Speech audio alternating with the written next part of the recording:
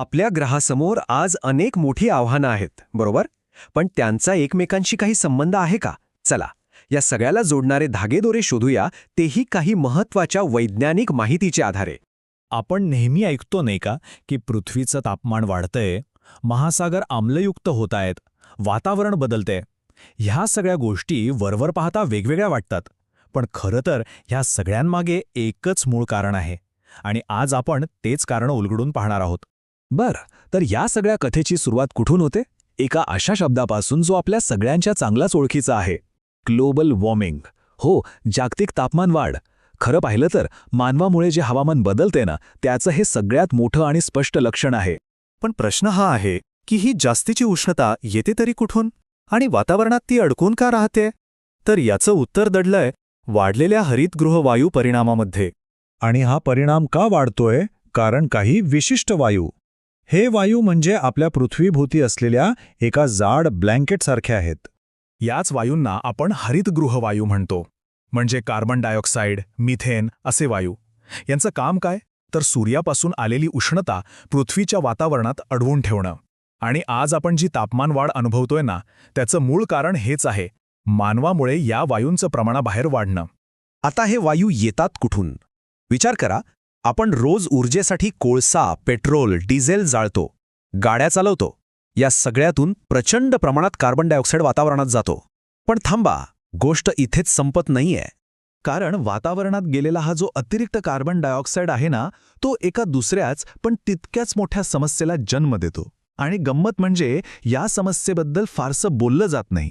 किती? तर तब्बल 30%. हो, ऐकून आश्चर्य वाटेल, पण मानवाने तयार केलेला जवळजवळ 30% कार्बन डायऑक्साईड थेट आपले महासागर शोषून घेतात. आता हा आकडा किती मोठा आहे याची कल्पना करा, आणि याचे परिणामही तितकेच गंभीर आहेत.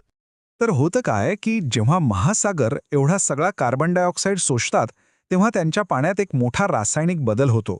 सोप्या भाषेत सांगायचं तर पाण्याची ॲसिड लेव्हल म्हणजेच त्याची आम्लता वाढते. याच प्रक्रियेला महासागरांची आम्लता असं म्हणतात. आणि याचा थेट फटका बसतो प्रवाळ आणि शंख शिंपल्यांसारख्या जीवांना. त्यांच्या अस्तित्वावरच प्रश्नचिन्ह निर्माण होतं. बरं, आतापर्यंत आपण जीवाश्म इंधन आणि महासागरांबद्दल बोललो. पण फक्त तेवढंच कारण नाहीये. आपण जमिनीचा वापर कसा करतो आणि हवेत काय बदल होत आहेत, यामुळे ही समस्या आणखीनच वाढत चाललीय. उदाहरण घ्यायचं झालं तर जंगलतोडीचं घेऊ. जंगलं कमी झाली की काय होतं? कार्बन डायऑक्साईड शोषून घेण्याची पृथ्वीची जी नैसर्गिक ताकद आहे तीच कमी होते. आणि एवढंच नाही, तर शेतीच्या काही पद्धतींमधून मिथेन आणि नायट्रस ऑक्साईडसारखे कार्बन डायऑक्साईडपेक्षाही जास्त घातक वायू वातावरणात मिसळतात. म्हणजे बघा, नुकसान दुहेरी होतंय. आणि आता बोलूया ओझोनबद्दल. इथे खूप इंटरेस्टिंग गोष्ट आहे. ओझोनच्या ना 2 वेगवेगळ्या कथा आहेत. एक आहे चांगला ओझोन, जो वातावरणाच्या खूप उंचावर आहे आणि आपलं संरक्षण करतो, पण तो आता कमी होतोय. आणि दुसरा आहे वाईट ओझोन, जो जमिनीच्या जवळ तयार होतो. हा एक प्रदूषक आहे आणि तो उलट वाढत चाललाय, ज्यामुळे तापमानवाढीत भर पडतीये. ठीक आहे, तर आतापर्यंत आपण बरेच वेगवेगळे मुद्दे पाहिले. तापमानवाढ, महासागर, जमिनीचा वापर, ओझोन. आता वेळ आलीये हे सगळे धागे एकत्र जोडण्याची आणि हे मोठं चित्र नेमकं कसं दिसतं ते पाहण्याची. हे सगळं ना एका साखळी प्रतिक्रियेसारखं आहे. बघा, स्टेप 1, मानवी क्रियांमुळे हरितगृह वायू बाहेर पडतात. स्टेप 2, वातावरण जास्त उष्णता अडकवतं आणि तापमान वाढतं. स्टेप 3, महासागर तो जास्तीचा कार्बन डायऑक्साईड शोषतात आणि आम्लयुक्त बनतात.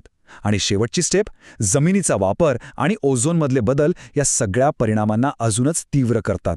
म्हणजे एकातून दुसरं, दुसऱ्यातून तिसरं असं हे चक्र सुरूच राहतं. या सगळ्याचा अर्थ काय? अगदी सोपा आहे. हवा, पाणी, जमीन या समस्या आपल्याला वेगवेगळ्या वाटत असल्या तरी त्या तशा नाहीत. या सगळ्या एकाच मूळ कारणामुळे एकमेकांशी घट्ट जोडलेल्या आहेत. आणि हेच आपल्याला एका महत्त्वाच्या प्रश्नाकडे घेऊन जातं. जर या सगळ्या समस्यांचं मूळ एकच आहे, जर त्या एकमेकांमध्ये इतक्या गुंतलेल्या आहेत, तर मग त्यांच्यावरचे उपाय किती जोडलेले असायला हवेत? विचार करायला लावणारी गोष्ट आहे, नाही का?